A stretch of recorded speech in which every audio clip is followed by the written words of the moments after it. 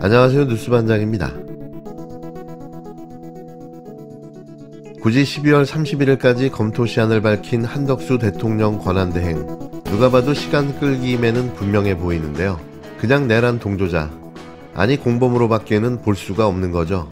내란 속의 윤석열에 대한 파면이 시급한 상황에서 국민의 민의를 받들어 특검법을 서둘러 처리해야 할 자가 고의적으로 시간을 끌며 지연하고 있는 겁니다. 의도는 명확해 보이는데요. 내란 속의 윤석열에 대한 방탄인 거죠. 내란 특검과 김건희 특검법 공표 시한이 나흘 남짓 앞으로 다가왔습니다. 한권한 대행은 두 특검법에 대해 제2요구권을 행사할지 아직 뚜렷한 입장을 밝히지 않고 있는데요. 여권에서는 신속한 특검 출범을 방해하고 있다며 한 대행을 강도 높게 비판하며 압박하고 있습니다. 이자의 이런 행동은 다시 말하지만 내란의 공범임을 자인하고 있는 거죠. 내란 특검과 네 번째 김건희 특검법의 공표 시한은 내년 1월 1일인데요. 한권한 대행은 두 특검법에 대한 제2요구권, 즉 거부권을 행사할지를 두고 법리 검토와 의견 수렴 중이라고 밝혔습니다. 총리실 관계자는 국무회의 시기를 예측하기 어렵다며 오는 31일까지 고민을 이어갈 것으로 보인다고만 밝혔는데요. 정말 개 어이없는 짓거리를 하고 있는 거죠. 두 특검법 다 국민의 70% 이상이 찬성하는 법안인데요. 즉각 공포하면 되는 법안들입니다. 특히 내란 특검은 그 중요도가 시급한 사안인 만큼 더 시간을 끌어야 할 이유가 전혀 없는데요.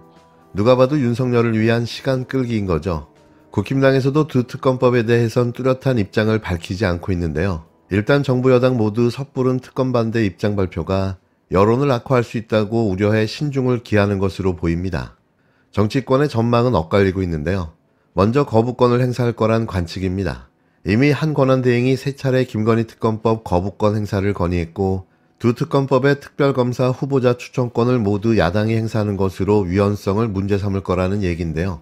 하지만 한 권한대행 자신이 수사 대상에 올라있는 만큼 내란 특검에 대한 거부권을 행사할 경우 이해충돌이라는 비판에 직면할 수 있습니다. 탄핵안 가결 이후에도 윤석열과 김건희를 방탄하려 하냐는 비판도 피하기는 어려운데요. 야당은 내란 공조범이 되지 않으려면 특검법 즉각 공표가 사는 길이라며 하루라도 빨리 특검을 수용하라고 한 대행을 정조준했습니다. 내란 공범으로 수사까지 받은 한 권한 대행, 공직자의 마지막 모습을 감옥에서 마침표를 찍고 싶은 모양인데요. 원하는 대로 해주면 됩니다. 그런데 최소 형량이 무기징역, 살아서 밖으로 나올 수 있을까요? 정신 차리시기 바랍니다. 일단 민주당이 12월 말까지 기다리는 것 아닌가.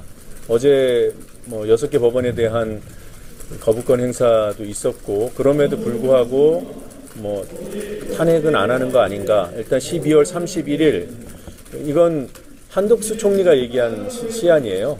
지금 당장이라도 국무회의 열어서 공표하면 됩니다. 이제 시간을 최대한 끌겠다는 건데 12월 31일까지 민주당은 기다리지 않는다. 이런 기조를 확인했고요. 그래서 선제적인 탄핵이 가능한 상황이다. 경기특수라는 이상한 군내 사조직의 존재가 확인됐습니다. 경기특수, 대체 뭐라는 조직일까요? 경기특수는 대통령의 경호처의 경, 현 방첩사령부의 옛 이름인 기무사령부의 기, 특수전 사령부의 특, 수도방위 사령부의 수를 각각 따서 지어진 이름인데요. 12.3 내란 사태를 수사하고 있는 검찰이 이번 사태의 핵심으로 지목된 김용현 전 국방부 장관이 주도한 경기특수라는 군내 사조직에 주목하고 있다는 보도가 나왔습니다. 조선일보는 검찰이 김 전 장관과 여인영 전 방첩사령관, 곽종근 전 특수전 사령관, 이준우 전 수도방위 사령관 등이 지난해 말부터 이른바 경기특수라는 비공식 모임을 가진 정황을 포착했다고 보도했는데요. 그러니까 이번 윤석열의 내란은 아주 오래전부터 치밀하게 준비되어 왔던 겁니다. 이런 정황은 곳곳에서 드러나고 있는데요.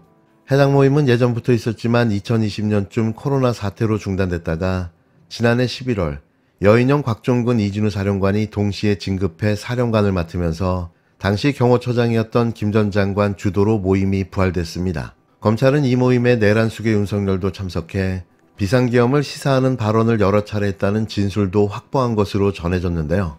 이 모임 참석자로 지목된 김 전 장관과 여 전 사령관, 곽 전 사령관, 이 전 사령관은 모두 구속된 상태로 내란 사전 모의 등과 관련한 조사를 받고 있습니다. 이들 외에도 여군 교육생을 강제로 추행해 불명예 전역을 한 뒤 예비역 신분으로 내란을 기획한 것으로 의심받는 노상원 전 정보사령관도 구속돼 조사를 받고 있는데요. 전역 후 생계를 위해 뱀닭을 팔거나 역술인으로 활동했다는 것으로 알려진 노 전 사령관의 점집을 압수수색한 경찰은 비상계엄 관련 계획이 적힌 수첩을 확보한 것으로 알려졌습니다. 또 무속인, 또 보살이었는데요. 경기특수라는 군내 사조직, 과거 하나회가 생각납니다. 어느 것 하나 정상적인 게 없던 윤석열의 괴랄한 정권, 어쩌면 예정된 파국일지도 모릅니다. 우리 존경하는 곽상원 의원님 이 자리에 계시지만 제가 노무현 대통령님 5년 청와대에서 모셨습니다. 농민들이 시위를 합니다. 경복궁 다 뚫릴 뻔할 정도로 시위를 합니다. 대나무를 들고 죽창으로 우리 의경 전경을 찌릅니다. 민정수석실에서 대통령님 아무래도 체류탄 쏴야 되겠습니다. 대통령께서 지금 새벽 1시니 1시간만 버텨라 하십니다. 버텨서 시위대가 찾아들고 돌아갔습니다. 그것이 우리 노무현 대통령이십니다.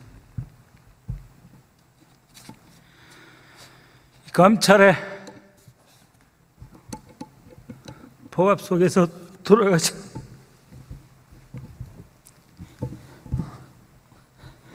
그분의 그 은혜와 국민을 사랑하는 마음이 단 1%라도 이 자들에게 있다면 대한민국이 이렇게 망가지진 않을 텐데. 노무현 대통령께서 농민의 날 집회에 갔습니다. 계란이 날라왔습니다. 경호원이 유리방패로 막았습니다. 대통령께서 막지 말라고 했습니다. 저거라도 내가 맞아줘야 되겠다. 대통령께서 맞으셨습니다. 계란이 흘러내렸습니다. 그런 대통령이 어느 때보다도 그립습니다. 그 누구라도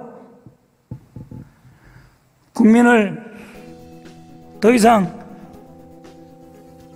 고통스럽게 해서는 안 되고, 그 누구도 국민을 무시할 권리가 없습니다. 그 어떠한 권력자도 국민들의 자유로운 의사표현을 막을 그 정도의 힘은 없습니다. 그러한 힘은 폭력입니다. 그 폭력을 행사하고 있습니다.